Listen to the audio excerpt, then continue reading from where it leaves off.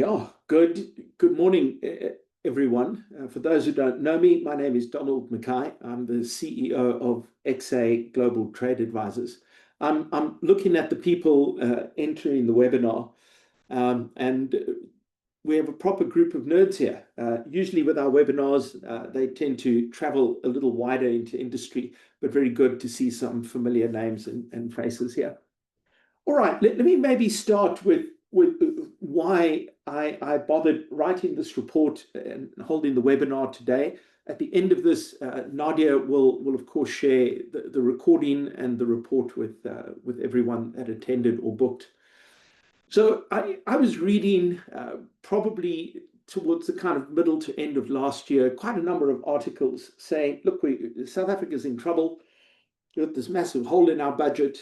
At the start of this year, we all found the budget going through kind of three cycles as the VAT increase was not approved. And the message in the media was, look, what we need to do is we're sending this 80-something billion rand a year out of South Africa into the other Sacu states. And for those who don't know who those are, that is Botswana, Eswatini, Lesotho, and Namibia. We're sending all of this money to them. Why should we be doing this? We need to keep the money here, and we need to use it to pay down our debt. And whilst I understand where that instinct comes from, if all you look at is the budget documents, it's important to understand why we even have a customs union. And is the customs union working? My conclusion is emphatically it's not, but that doesn't mean it's a bad idea. It does, however, mean we've got to look at what we can do to make it work better. So the report contains a lot more detail than you're going to see in the slide deck, but let me kick off and start with what is a customs union. And probably the best definition I've ever come across for a customs union is out of the amazing book, Why Politicians Lie About Trade. That is something, by the way, all of you should read.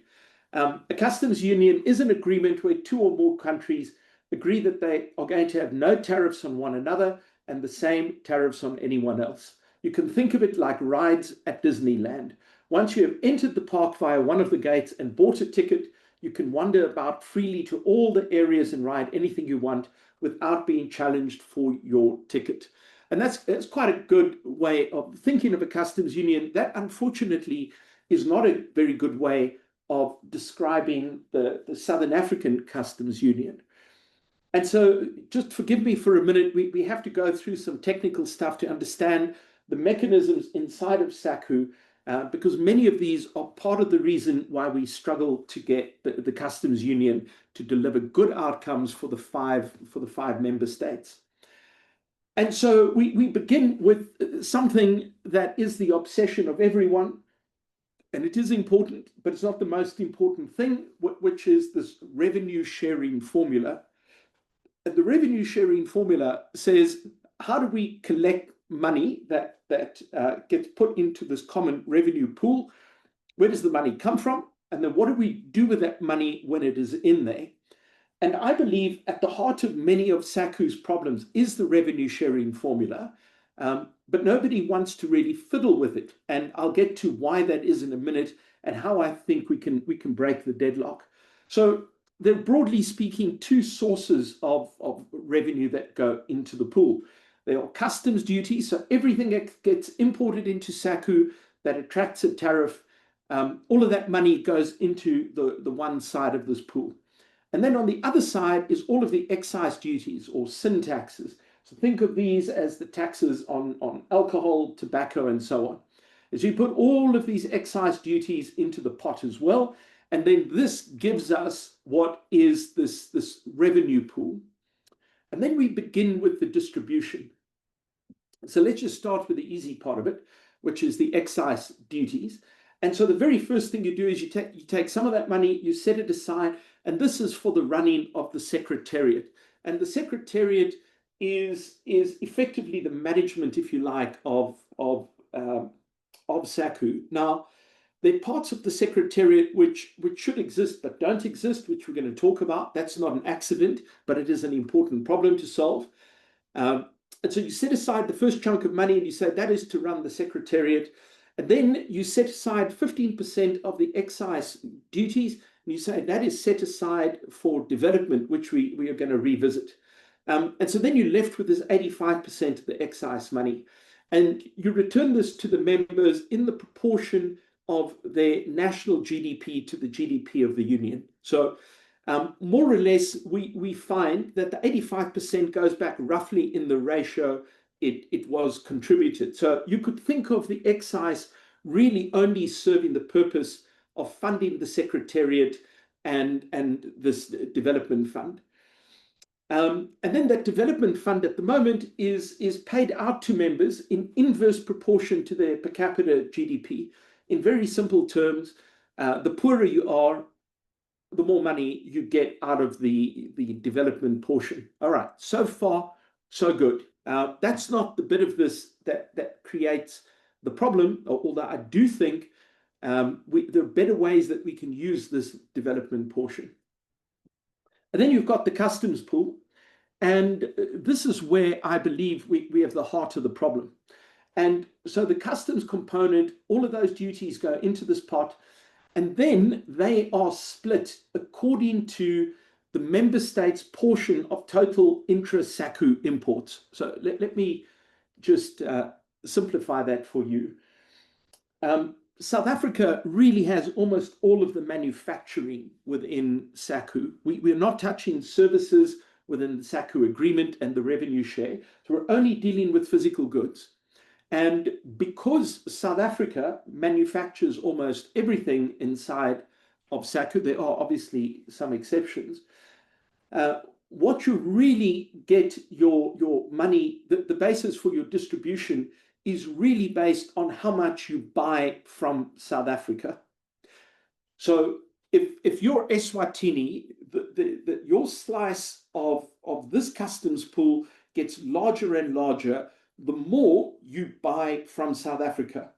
And so South Africa, through this customs pool arrangement, ends up with production largely centered inside South Africa and consumption centered in the other four states. So let's have a look at what the effect of these distributions are. And so here's a chart showing how much revenue the other four states get of their total revenue pool from the Sacu revenue pot. So think of this as the dark part of this chart is what you get out of Sacu distributions, and the light blue bit is from all of your other taxes, income tax, sales taxes, whatever else there might be, makes up the rest. Now, to put this in perspective, in fact, I slipped up here and should have included South Africa on here. But South Africa's revenue collected out of customs duties in total is less than 4% of our total revenue. So it's a very small portion of our revenue. It's a very big portion of their revenue. Now, this has very important implications. It creates a tension between the treasury of a country, because they need to collect the revenue to provide the services that they need to do inside their country. And so the Treasury Department of Botswana, Lesotho, etc., would want to see more and more customs duties collected at the border, because by doing that, they would bank ultimately more and more money. But the problem is, if they invest in their own country, for example, there's a penalty for that. So if you decide I'm going to make a widget in Botswana, then that means you're going to earn less of the revenue pool because you're not going to be buying that product from South Africa, and it's not going to be imported. And because you are so dependent on not only importing from abroad to fill the pool with more money and then buying more from South Africa so that you get a bigger slice of it, what it does is it discourages investment. And if you visited any of these countries, you will very, very quickly see that the production is not happening there. And so what happens is, from a South African perspective, we get a much bigger market to sell our products, but importantly, we get to sell our products at a premium behind the tariff wall.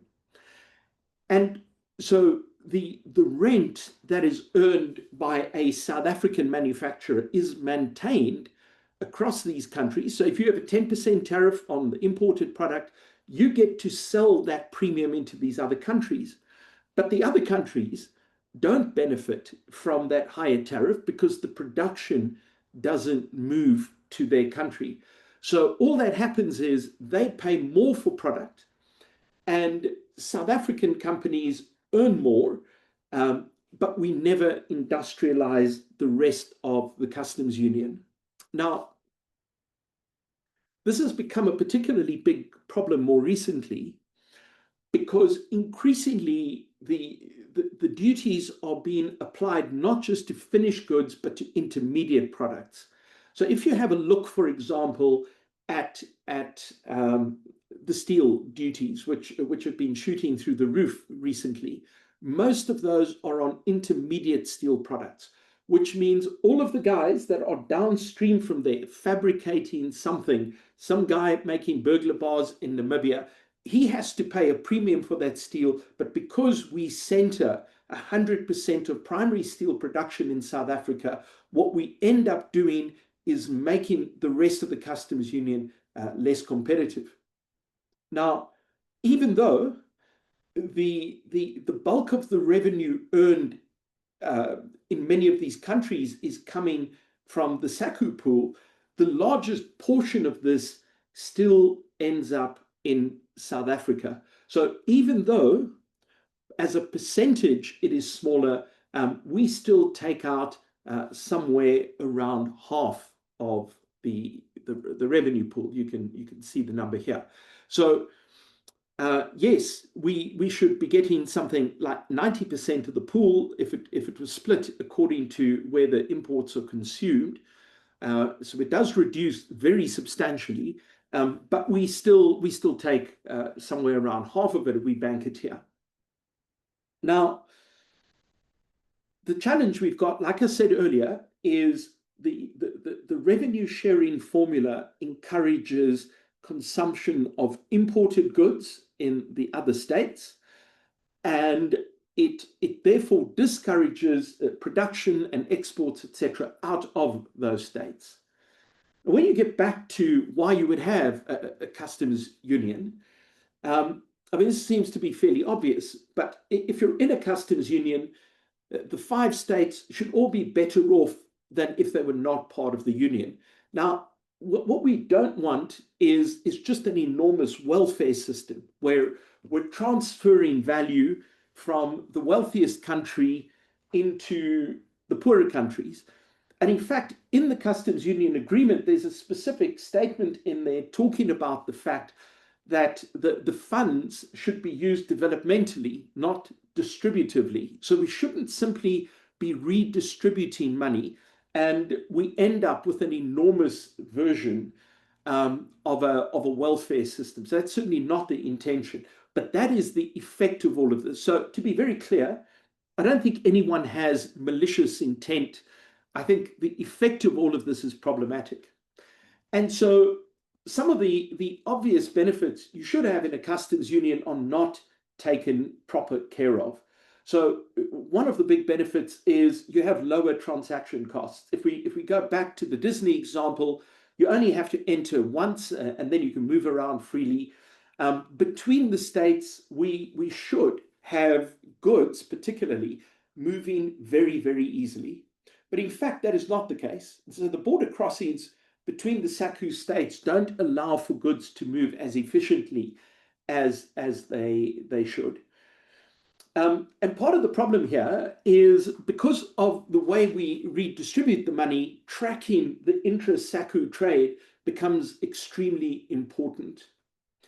You want a bigger market for everyone in the union. And the effect of the current version of this agreement has been that we have a bigger market for South Africa, but we don't have a bigger market for the rest of the world. And then increasingly, as we've seen with the US, you really want to be able to negotiate as a bloc rather than as individual states.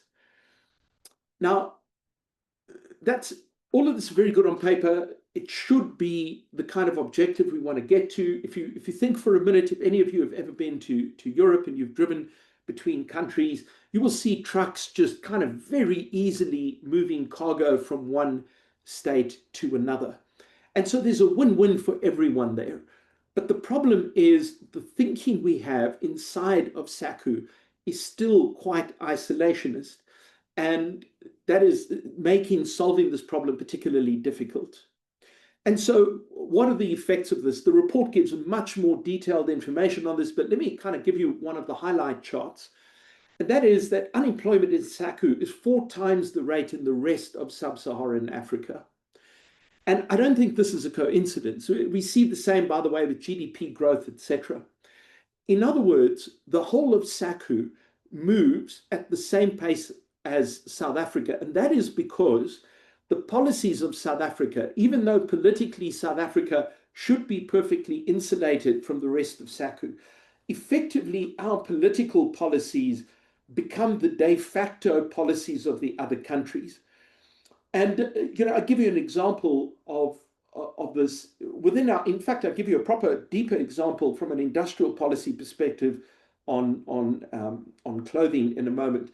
But just think for a moment. Effectively, all of these countries use the rand. They don't call it that, but everyone is pegged to the rand. And so that means all of the policies in South Africa that affect our currency are immediately transmitted by way of the currency to everyone else. Now, that's not always a bad thing. They get the stability of a proper, independent, significant reserve bank. So, I'm not saying all of this is necessarily a bad thing. But for example, we have policies which I think most people would agree slow down growth. So think of some of our labor policies. Think of Black economic empowerment, which is an issue that is contentious. I accept that. But if for a moment you assume that some of our policies don't generate growth, we're not allowing other manufacturers in other countries to experiment really, because they're stuck behind our tariff wall and our set of rules. And so effectively, South Africa creates industrial policy for the whole of Sacu. And as South Africa's policies have become increasingly protectionist and isolationist, so the rest of the union has no choice but to follow. Now, they may choose to go down this route all of their own bat, and in all likelihood, they'd be even more protectionist in the short term because they are so dependent on border taxes to fund their fiscus.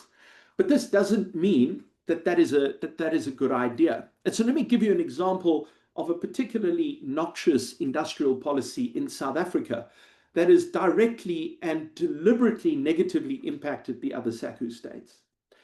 And so we go back a couple of years when we were just churning out one master plan after the other.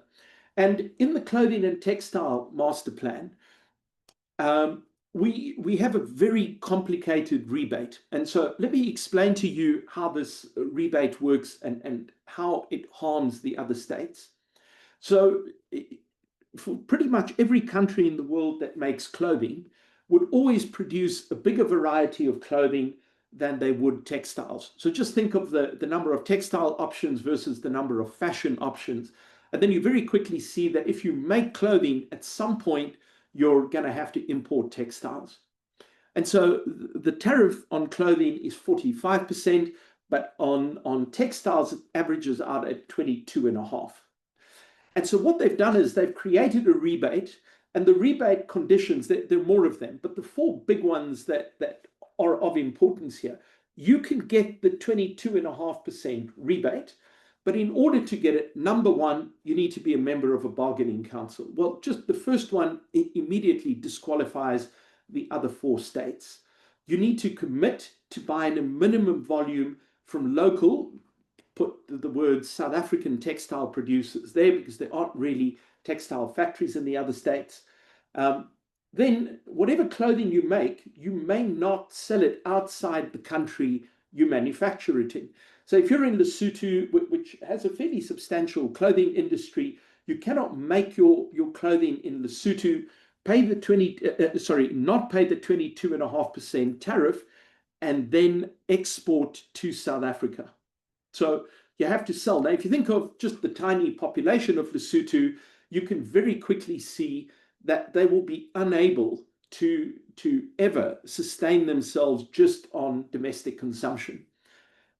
And then you have to only sell the clothing that you produce to the clothing retailers who have signed the master plan. And there are only 7 of them. So think for a minute of how many clothing retailers there are right across all 5 countries. This includes small clothing stores. Only 7. And the 7 that have signed are the biggest clothing retailers. So what we have is we've created a policy designed to displace clothing production out of the other Sacu states into South Africa. If you want the size of this market, then you've got to produce here. And if that sounds familiar, that's probably because you've heard of President Donald Trump, which is doing exactly the same thing right now. We preceded him, we got there earlier, but you can quickly see how a policy like this is going to be disruptive in the customs union. And we saw how this flowed out. So the policy came in, and then everyone was surprised. Botswana put a ban on South African fruit and vegetables. Then they banned bottled water. Namibia put some bans in place for some of our product as well. And so we see this happen, and then we see the retaliation. But why would you have retaliation within the customs union? Well, part of the problem, one of the entities that was never set up is the ad hoc tribunal. And so the point of the tribunal was to say, if you've got a dispute between 2 countries, the other 3 countries that are not involved with the dispute can hear it, and then they can decide how to handle that. So it was a dispute resolution mechanism. The problem we currently have is that mechanism doesn't exist. And so what do you do if you feel wronged? What you end up doing is you retaliate, because it's the only way that you can grab attention. And so what I've called the great conundrum is that although the higher duties harm the economies of BELN, almost without exception, especially if they don't have local production, they benefit their treasuries. And so you've got this tension there, which is proving to be very difficult to resolve. And so think about it this way. If we're going to fix anything in Sacu, the 4 other Sacu states have to become considerably less dependent on border revenues. And by the way, you will see every successful economy in the world, customs duties contribute a very small portion of their total revenue. If you look across Africa, many African states are highly dependent on border revenues. And this creates a problem because it is a disincentive to investment. If you set up the factory inside the country, you collect less duties at the border as consumption from the local factory grows. If you keep the duties high while you produce, the producer produces at a significant premium, and a far greater portion of the residents of that country have their income going to the highly protected sectors. And so to get investment rising, the dependency on the border revenue has to reduce again. So everyone here from Treasury, I see there are a few of you, you would know all of this. The point of this was to say, what can we do about it? And so because the great President Trump has taught us about make America great again, how do we make Sacu great? Sacu was never great, to be very clear, but how do we get it to a point where it really can do something? And here's probably the most indigestible part of this whole conversation. The reality is Sacu cannot grow while South Africa retains its dominance. And I'm not talking about its economic dominance in that it is by far the biggest economy. It has the most people. No one in Sacu is going to overtake South Africa if for no other reason than just our population. However, the political dominance in the union, I believe, is deeply problematic. And it incentivizes South Africa to look after itself. at the cost very often of the rest of the union. So think about our South African policies. Think about the discussions on localization. Localization is not about producing in the customs union. It is very much about producing into South Africa. And so I would suggest that the very first step down the road is that ITAC, so ITAC, for those of you who don't know, is the body that determines how much duty you pay on anything entering the customs union. But ITAC is funded by the DTIC. And ITAC's budget is not huge. It's about 120 million, 120 million rand a year. The total Sacu transfer out of South Africa is 80 something billion a year. And I would argue that the cost of ITAC needs to be deducted from that transfer, so that ITAC needs to report into the Council of Ministers, which is the ministers of each of the 5 states. And just that shift would create a difference. At the moment, ITAC is very much a South African institution, where the rest of Sacu is an afterthought. And that's understandable, because everyone employed at ITAC is employed by the South African government. And I think a start would be to move in this direction. The second recommendation I have is the tariff board must be operationalized. And so the way the customs union agreement is set up is you're supposed to have a tariff board. Each country is meant to have some version of ITAC. My personal view is that's not a great idea, but be that as it may, that's what the agreement currently requires, that you're supposed to have these 5 investigating bodies, and then they would take their decision to the tariff board. I think that's expensive and inefficient, but the other 4 countries have begun setting up some version of ITAC. I would far rather replace that with the single investigating body that resides at Sacu, so you don't have this very inefficient duplication, and also so that you don't have these partisan bodies simply doing investigations themselves. Now, ITAC itself is split into a commission, which is the decision-making part, and an investigating body. And really, the tariff board at the moment proposes to replace the commission. In other words, the decision-making part, whereas I think the whole thing should be shifted to Sacu. Now, this would require a new agreement, and a new agreement has to be looked at. We cannot continuously sit around, and every year that goes by, the current agreement remains. Again, to come back, I don't think anyone had bad intentions at the time the current agreement was created. But if we're going to have the changes, we need to understand what those changes need to look like. And there will be resistance, weirdly enough, from everyone. South Africa will resist this because South Africa doesn't want to give up its control of industrial policy. And everyone else will resist it because they want to keep that cash flowing in, because they don't have a choice. But all of this leaves all 5 countries worse off. And so my recommendations here. The other recommendation, which I touched on earlier, the ad hoc tribunal must be operationalized. There has to be a dispute resolution mechanism. Now, this might look a little bit different in the new version of the agreement, but there has to be a mechanism to resolve disputes. Otherwise, the disputes simply become, something that can quickly get out of control, and that's not good for anyone. And then I've gone a little rogue here, and I've added a few more of my own more personal recommendations. So you've got this weird consensus rule, which is sort of like a mini version of the WTO, where to get anything changed, you've got to get all 5 countries to agree to it.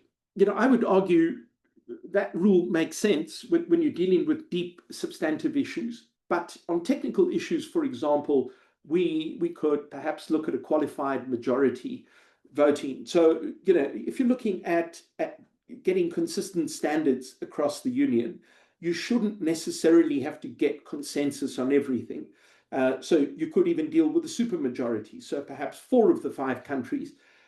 so that you avoid a situation where one person sits on something and you have this kind of veto and then nothing occurs. So even on fairly straightforward issues, we're kind of stuck. Our competition authorities, for example, South Africa has the Competition Commission, but a requirement of the agreement is that we look at competition across the union. So currently, South Africa says if you want to make an inward bound investment here, the considerations are all around South Africa. The bulk of the investment comes into South Africa for the reasons I'd stated beforehand. And so we want to find a way where it is easier to make decisions and where rather than focusing on consensus, we can start to say what technically gives the best outcomes and find better ways to deal with all of that. But to get all of this done, the heart of this problem is the fiscal dependency. And so if we can't fix the fact that everybody is dependent on this distribution, then we are going to have a problem. And so here's a couple of recommendations. A Sacu development fund, where we can start by taking that development portion and isolating it. It's not a huge part of the money, but that should be isolated into a fund that needs to sit above the five countries. Ultimately, we want to get to a point where the contributions to this fund are coming out of your GDP. So the bigger your GDP, the bigger your contribution to the fund. But what we absolutely want to do is over time, reduce the dependency on a border tax. So if we were to say, for example, South Africa is still going to contribute 80 billion rand a year to the fund, but that contribution is not driven by border taxes, then you would get a better sense of it. And I'll come to how I think that could happen. The fund could and should be used exclusively for projects that improve the competitiveness of the union, so enabling infrastructure. I'd mentioned before that it's difficult to cross borders within the union. There's no reason, for example, to have a check-out point out of South Africa and then another point into Lesotho. You could have a single border crossing across all of them. That, as an example, would reduce the transaction cost of moving goods within the union. But most importantly, we have to reward investment, not imports. I mean, probably the single biggest problem I have with all of this is that investment is not encouraged and importing is encouraged, just with the fiscal incentives as they are. And that has to change. So, I would argue, for example, that a bigger portion of the fund could even go to investments that happen outside of South Africa, so that we start to look at building value chains between the five states. But for as long as you are penalized when you do not import from South Africa, we are not going to get an investment climate developing across the five states. The single border crossing point I'd mentioned, there's a lot more detail in the report, but I'm going to keep quiet at this point and see if there are any questions. You guys can either type them or you can raise your hand and you can ask them.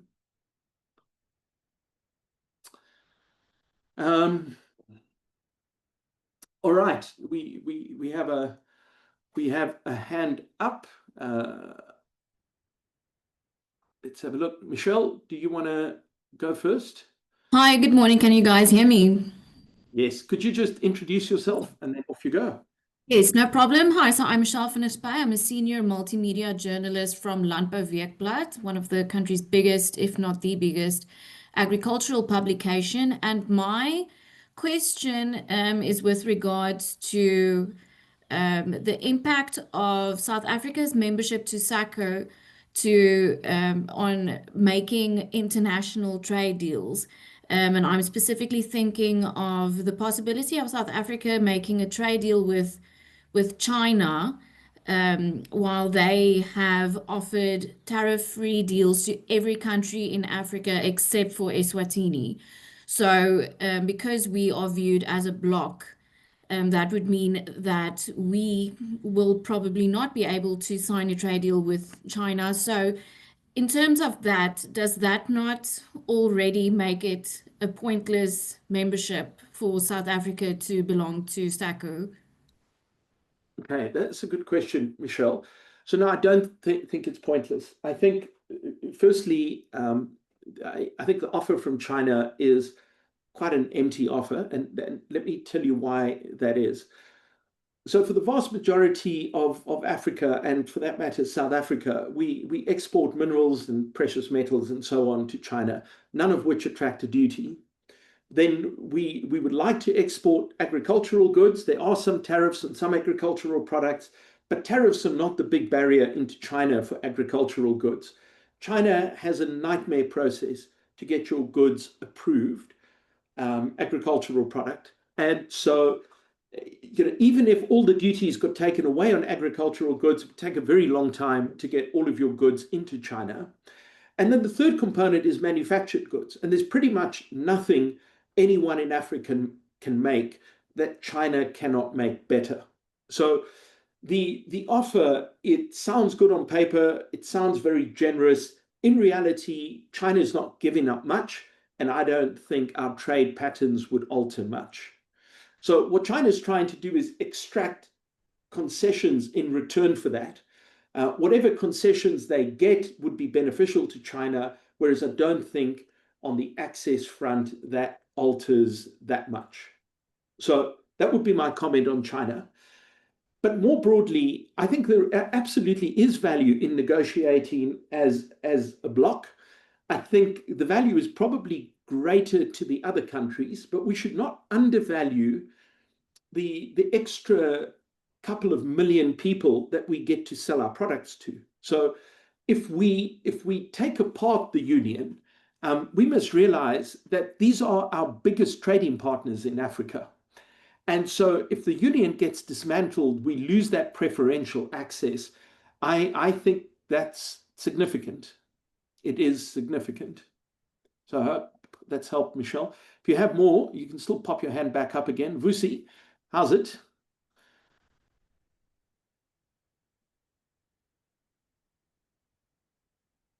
Go for it. We can't hear you.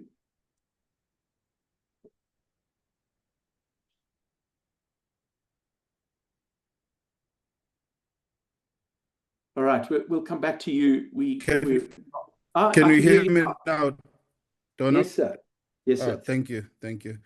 Yeah. Two things that I want to talk to Donald. The first thing is I'm struggling to put my head around the issue of being incentivized for buying more from South Africa for the BLNE countries. Maybe if you can just explain that concept, how exactly it works.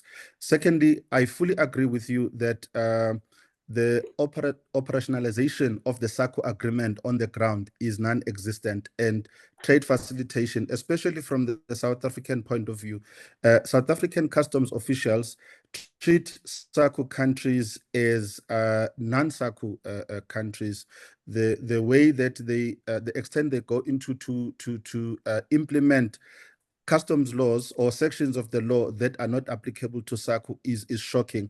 Right now, we are sitting with the challenge of officials requesting BLNE countries to produce road bonds for goods that are not in bond. And it's frustrating. They keep trucks standing there for days and hours, and it's just not contributing to trade facilitation. And my question is, shouldn't there also be efforts being made to really educate officials on the ground about the significance of the Sacu agreement? If maybe you can comment on those two issues, I'd appreciate it, my brother. Sure. Thank you.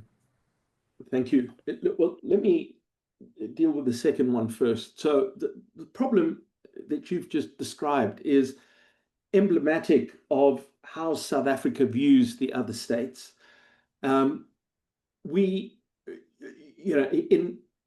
in trade terms, they're almost treated like we're their colonial masters, and we could do what we want into their markets, but trade with them is unusually difficult. So I agree with you. There has to be, but there has to be a commitment from the top, and that would start with the Minister of Trade and the Minister of Finance. Even if you get the policies right, the details matter. And I just simply don't think these countries are viewed from inside of SARS as important as they should be. So that is a problem. I don't have for you an immediate solution to that. I mean, but trade facilitation, it is completely ridiculous how difficult it is to move goods between these countries. And until we resolve that, that is an issue. So I think there is also a physical infrastructure problem. I mean, the border crossing process itself is way more onerous than it needs to be. For that matter, there's not an obvious reason why, if we leave aside concerns that people might have around illegal migration and so on, there's no obvious reason why you should have such a complicated crossing between these countries. But yeah, until SARS commits to that, that is going to be difficult. Then to your other question, the revenue sharing formula is, I've simplified it here, but at the heart of the revenue sharing formula is you are rewarded by buying more from other Sacu states. So if you're Botswana, your size of the slice that you get is increased when the proportion of your trade that's bought from within Sacu goes up relative to everywhere else. But because South Africa has effectively close to 100% of manufacturing, I exaggerate a little bit, but certainly we control the vast majority of manufacturing, what ends up happening is you are therefore rewarded by buying more from South Africa. So if you think about it this way, you have imports coming in. If in my previous example, if you're Botswana and you want a bigger slice of the revenue, here's what your perfect situation would look like. There would be very high tariffs on imports because that would increase the size of the pool. And then you would want to get as much of that pool as possible. And so what you would do is you would import as much as possible of South African products. And if you got those two right, then your portion of that pool increases. And so in that scenario, your incentive is to import from South Africa and for South Africa to be very protectionist. But economically, what you would want is you would want lots of steel fabrication in your country. Well, you can't get to steel fabrication in your country to any significant degree if the primary steel product is expensive. And it is expensive because all of these tariffs that are in place on primary steel are there to protect South African producers. And so because you're then left with only importing from South Africa, which is now going to sell to you at a premium because of the tariff, your fabricators don't do very well. Your exports don't do very well. And so what ends up happening is we keep concentrating the economic activity in South Africa, and you are rewarded for that, or your treasury is rewarded for that, while at the same time your manufacturing declines. If that isn't clear, there's a whole section in quite a lot of detail in the report, which Nadia will share with you. I've got another question that has come in. I'll quickly read it. Why would Mozambique not be part of Sacu? In the steel and manufacturing sector, there are businesses producing products there, importing it into South Africa at a fraction of our local costs, mainly due to the fact that they do not pay exorbitant duties on the steel and raw material like we do. Okay, so I couldn't tell you historically why Mozambique is not part of Sacu, but they aren't. They are, however, part of SADC. We have a trade agreement with SADC.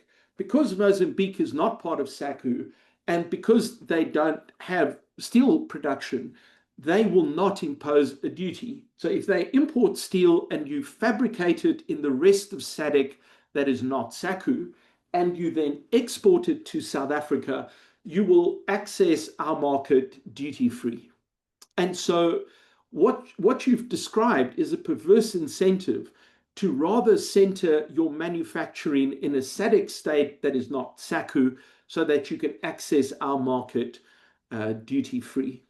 And that's how the setup works. I think it would be wonderful, to be clear, if Mozambique was part of Sacu, but I can't think of any reason why Mozambique would become part of Sacu with the market looking and the structure of Sacu looking like it does. And there'd be no incentive to bring another country in, because the current structure, again, does not incentivize investment. Everyone else would just be stressed that they would be getting a smaller part of the pie. And so while you would ideally want the customs union to get bigger, the incentive structure discourages that at the moment. Andre, nice that you were here. It seems that Mozambique has become the plus one along with Sacu in lots of trade talks, such as the UK and in fact the EU as well.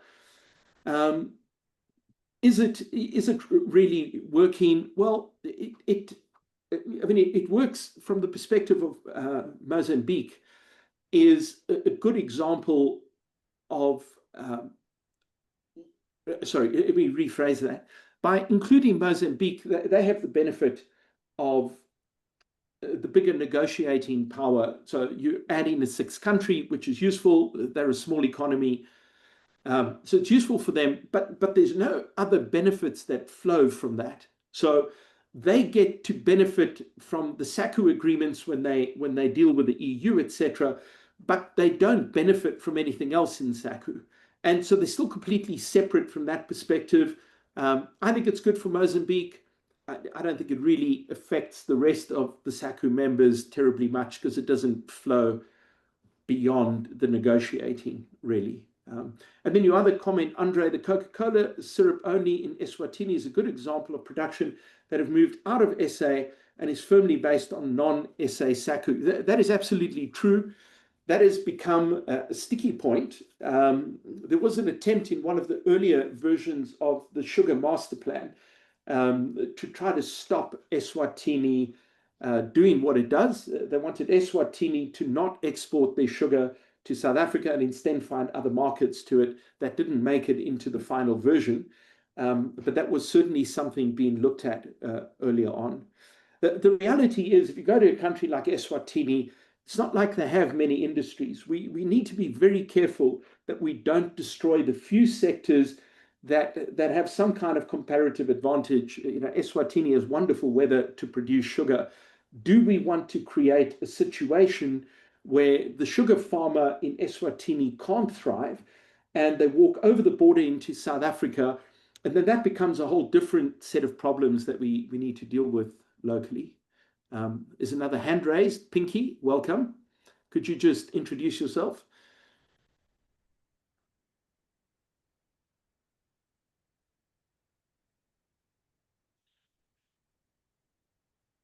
You're muted.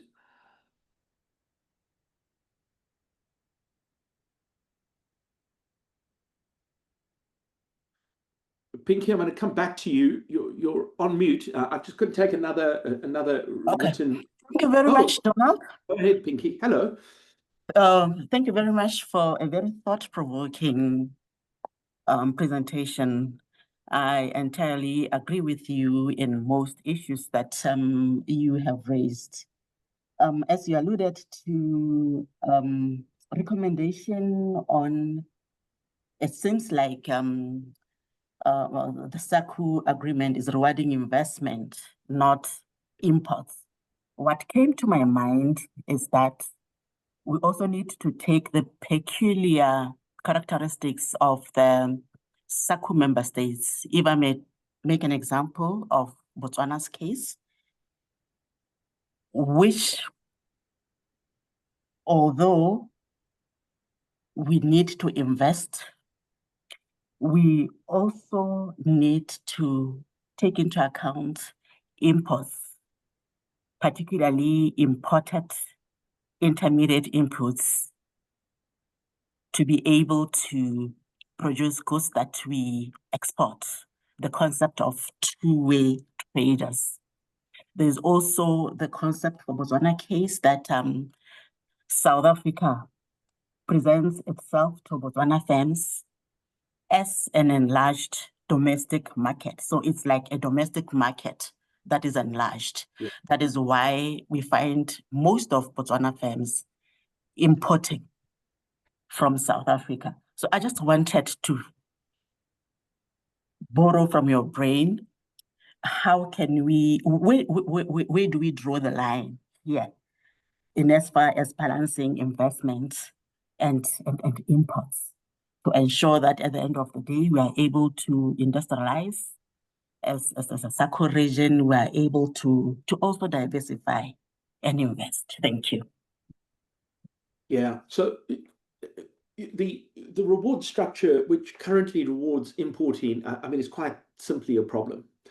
And for as long as that continues, we are going to continue to encourage imports. So everybody kind of talks about the fact that we must localize, but the incentives in the agreement encourage importing. So that has obviously got to get fixed. Now, the problem here, I think, are twofold. The one is South Africa is sort of faced with a very tough political position, which is our whole current economic policy centers on this idea of localization. It's import replacement, which means that South Africa views the other Sacu states not as partners in a customs union, but as competitors in our own market. So the first issue we've got to deal with is we have to formulate policy as a union. And the challenge we have at the moment is that Sacu have taken the decision to say, we are not going to formulate policy as a union. We've given that role over to ITAC, and we can let ITAC do the investigations, and we're going to hope that they do that in our best interest. And again, I'm a fan of ITAC, so I don't mean to come across as someone who's just been unfairly critical, but that is not in ITAC's interest. So ITAC is a South African entity. It is funded by the South African taxpayer. It reports to a South African minister. Its whole commission is made up of South Africans. We do not have a body whose job it is to look after Sacu. And this is one of the recommendations I've made is, in the short term, let's just do a really easy thing. And that is South Africa should simply deduct the cost of ITAC from the distribution. And ITAC needs to report into the Council of Ministers. And the Council of Ministers, I would argue, has not taken their job seriously. So for as long as they're effectively conceding that South Africa should set the trade and industrial policy for the group, I think we're going to have a problem. Now, that, then we run into the other problem, which is, well, you don't want to bankrupt your country because you suddenly don't have enough money coming in. And so a complicated conversation has to happen on how we slowly, and I think it has to be fairly slowly, how do we slowly reduce the contribution of a border tax to the funding of the union and replace it with, I've argued, but my argument could be wrong, that we base it on a GDP contribution. So we say that is where your money comes from. And so you make your contribution out of GDP. I think those things would start to shift it, because at the moment, the intermediate goods that are attracting duties are the things that really worry me. It's not in a hurry. Botswana is not going to set up a steel mill overnight. But Botswana could build a substantial downstream steel fabrication industry. That is never going to happen while we're protecting South African businesses with very high duties. The other issue is, I don't touch on it in the report, but Pinky, I now think that's an oversight. We in 2016, ITAC wrote a memorandum to then Minister Rob Davies. They said to him, look, we don't think anti-dumping duties and safeguard duties should be refundable or rebatable unless it's a specific decision that we take. And so what that means is that if I import a raw material to make a widget in Botswana, and I import the steel and I have to pay these high duties, well, it's 10% on the steel, and let's say there's another 20% anti-dumping duty. And so you're paying a 30% duty on the product. When you export that product, you could claim back the 10%, but you can't claim back the 20%. And so it ends up being a tax on exports. So I think there are big, complicated policy things we can talk about, but I think they're very practical, small things that can make quite a big difference and that effectively cost nothing to do. But for as long as ITAC has a mandate, which is a South African mandate, I think these are very hard problems to solve.